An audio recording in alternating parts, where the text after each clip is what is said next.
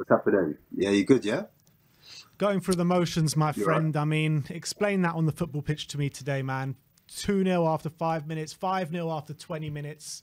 What is going on at this football club? Well, it's like you said, it was a change in tact, and I don't think the players were ready. And I think with Newcastle, I think Eddie Howe said it himself. He said, "There's no way I was going to tinker with the team, not after one game. There's no way. There's no way. It's too soon, too big of a game."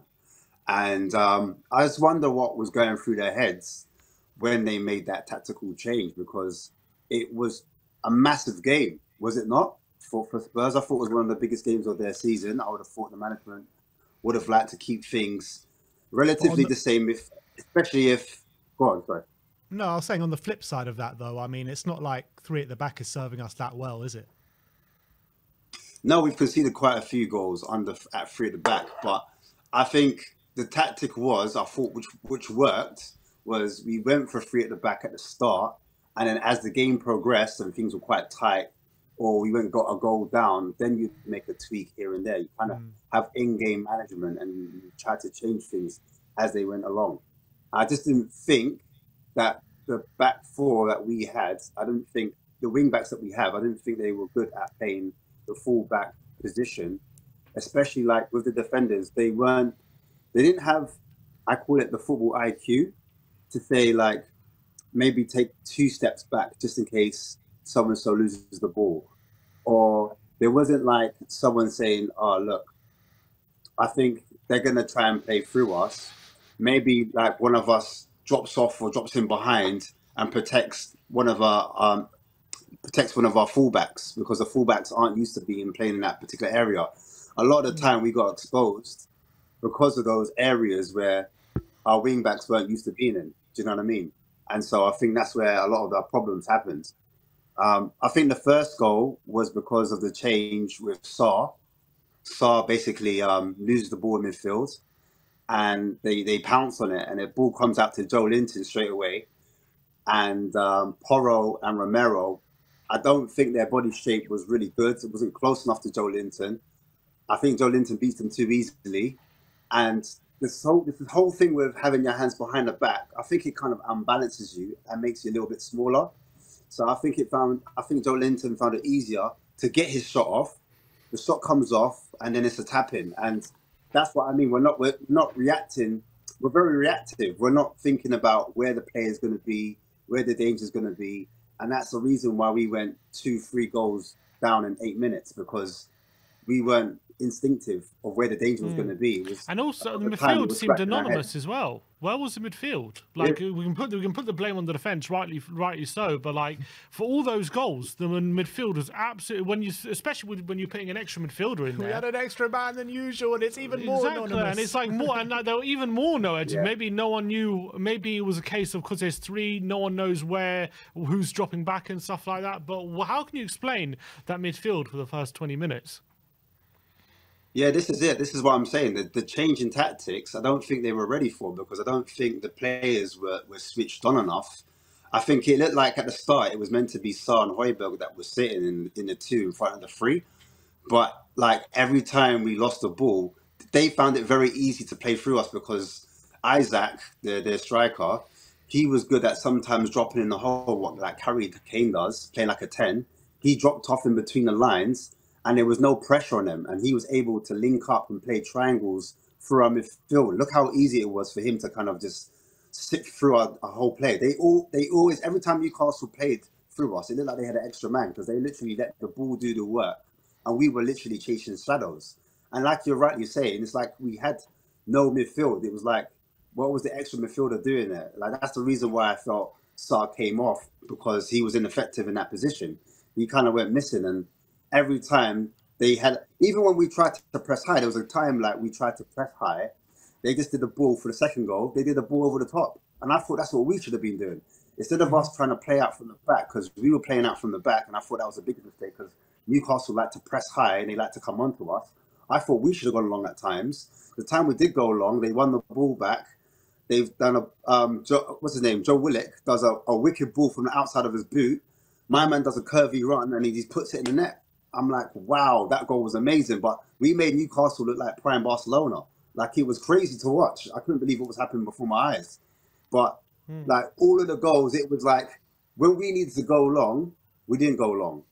They went long, and it worked out. Everything they touched turned into gold almost. And it was just terrible all over the pitch. All over the pitch, there was problems. So yeah, man, I think that's where it went wrong, man. And that goal you were talking about, right, when Sarr gives the ball away and Joe Linton dribbles past, who was it, Romero and Porro. I mean, Joe Linton was just walking into the box. I mean, and no one was coming to challenge him. No one was putting a foot in. I just don't get it. How can Premier League and professional defenders defend like that? That's what I mean. It was like all over the pitch. And I saw it also against Bournemouth. There's no pressure on actual players, and they're allowed to get their shots off. They're allowed to take time. There's no aggression on the pitch. There's no intensity. There's no closing the man down. There's no closing the space down. There's no anticipation. They found it so, like, the amount of times they were just passing through us was ridiculous. And like I said, when they wanted to go long, they could go long. When we tried to go long and press up the pitch, we got caught out so many times. They had space. Sometimes they had space in behind to play in against us.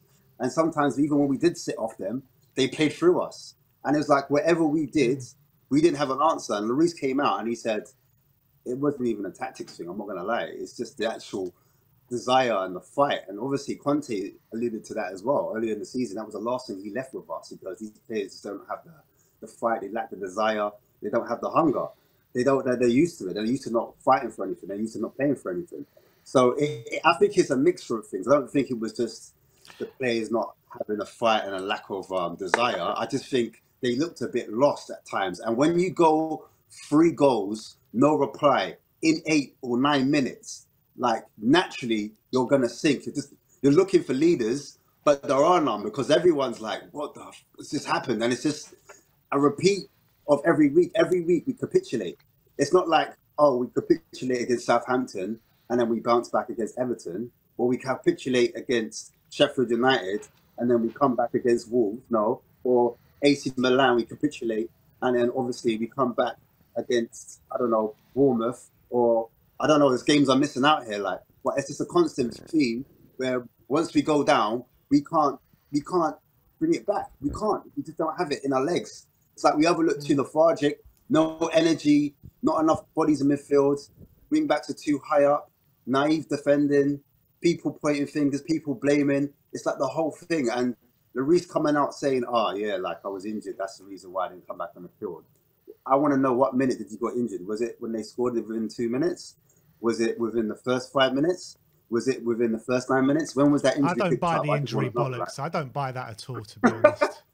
Yeah, no, I don't buy it either. That's what I'm saying. He needs to come out and say when he was injured about injury. Injury where? You're not playing. He said it was from a kick. He felt something in his hip go when he'd done a kick. And to be fair, that is what he was injured for last time when he was out for like 7 weeks or whatever. He'd done a long kick and then it was the same thing. So I don't know. I don't know if it's the same thing. There's rumours that he fair enough. He might not be available for next game. I think people are saying, but we'll have to wait and see. But I think you're right when you say it's a mixture of things in terms of, is it the tactics? Was it the lack of fight? And I think it is both, because I think when we play I think we've lacked fight all season, but I think we've been kind of papering over the cracks with this defensive formation. And it's kind of papered over the fact we lack fight, because in the front line we've got quality which can sometimes win us a game or two when we're lucky if we keep it tight. But in this formation, it kind of exposed the lack of fight even more, in a way. So, like, I feel like this formation is, as I was saying to Ben before the game, like, in a back 4, there's going to be no hiding for these defenders. When they have a back 5, you know, they got cover for each other. So even though they can make a mistake, you'll have players around you to make up for it sometimes. But in a back 4, there is no hiding. When you're going to be in a lot of one-on-one situations, you're going to have players running in behind you, and it's just you. And that's exactly what happened. And we got exposed for it. Like, for example, that 4th goal, Dyer, like, turning like a dump truck against Isaac, because he's 1-on-1. He's got nothing. That's it. It's going to be him against Isaac, and can he handle it? And he just wasn't able to. I think Isaac was good for running on his blind side. That's the reason why he kind of beat Dyer. But you're right, man. He just doesn't have that kind of, I always call it that mobility. He doesn't have that pace. He hasn't got the nous, and that's why I thought a little bit of football IQ, drop off a little bit, get closer to the men. I thought it would be better if these players went man to man a bit more aggressive, a bit tighter to the players, because they were getting way too much freedom, too much space.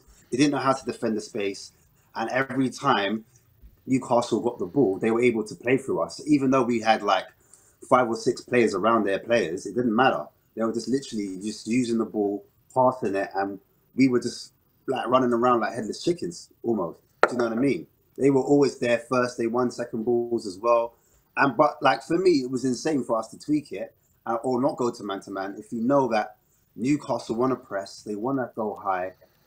Why not go long sometimes? Why not come out of that? You know what I mean? It's just like we just picked our moments wrong, and we just didn't have any ideas. There was no one, and I know what you guys mean by leaders. Like, there's no one, like, if someone's on the ball at the back from the fence, someone's got to say, look, I want it. Give it to me. Give me the ball. I'll take it. I'll progress the ball. I will give the ball. But it's like no one kind of wants it. And anytime, the one time I saw Son tried to drop off for the third goal, right?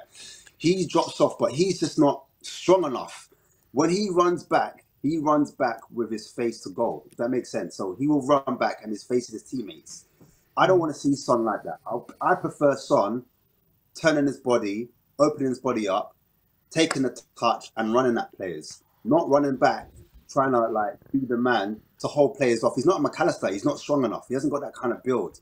And like for me, if the ball comes into Son, I'd like him to pass it first time out to either the wings or back to where it was, and then get the ball moving up the pitch.